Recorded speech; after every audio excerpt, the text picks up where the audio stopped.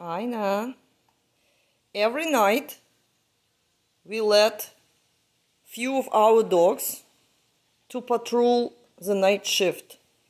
So we let them being at the properties, they don't go to the kennels, they're doing a job. So last night it was Aina, Alsu, and Gula. So we let our dogs do the job to guard the property. Gula. Gula, Gula. And they look so lazy and sleepy.